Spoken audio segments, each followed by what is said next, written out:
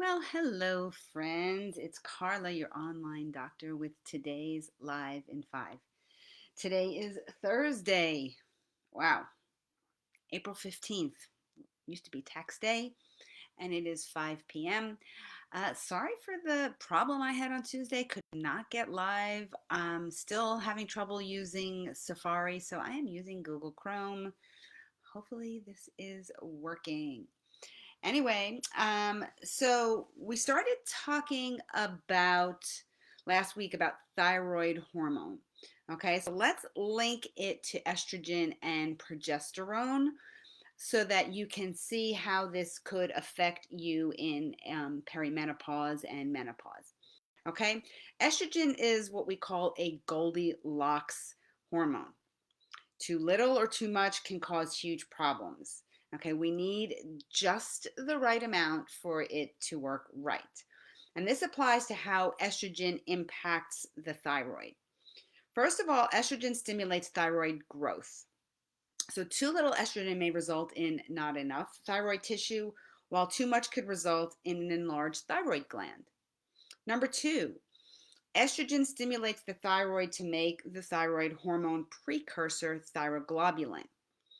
Okay, so too little estrogen may lead to not enough thyroid hormone precursor, while too much can result in an enlarged thyroid due to high amounts of thyroglobulin, the precursor to the thyroid hormone. Number three, estrogen increases the protein that carries thyroid hormone in the blood.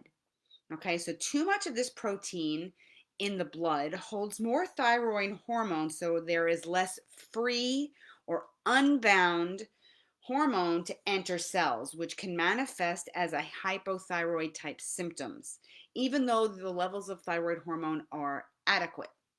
Okay, so it can be a little bit complex. Now, there are other things which we'll get into, but let's talk about progesterone.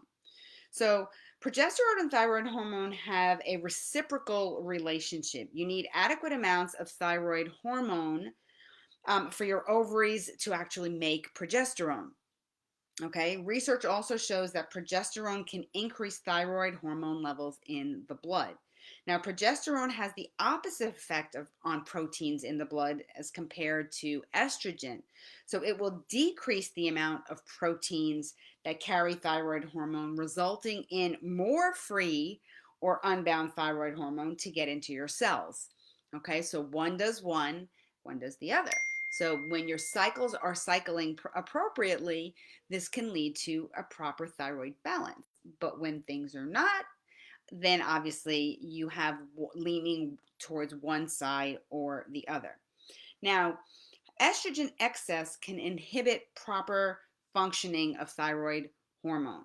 Progesterone deficiency can hinder the production and functioning of thyroid hormones. Since these two hormone imbalances often occur together, your thyroid hormones can be seriously affected. Okay, and you end up with symptoms, like I said, of like a hypothyroid situation where you may have fatigue, you may have weight gain, hair loss, menstrual problems, brain fog. Hmm, sounds a lot like premenstrual issues, right? Sorry, premenopausal symptoms, perimenopausal symptoms, things that, wait a minute, what's going on? Is this all due to perimenopause, or could I actually have a thyroid issue as well because my hormones are imbalanced? Okay, so we're going to talk more about this next week, and I'm going to link it a little bit more. And I have some good things coming. I wanted to let you guys know it's going to be happening in the next couple of weeks. I'm putting it all together. I'm going to have my own Facebook group for ladies in this age group, this perimenopause age group, who want some coaching, some individualized education and coaching and guidance as to natural options.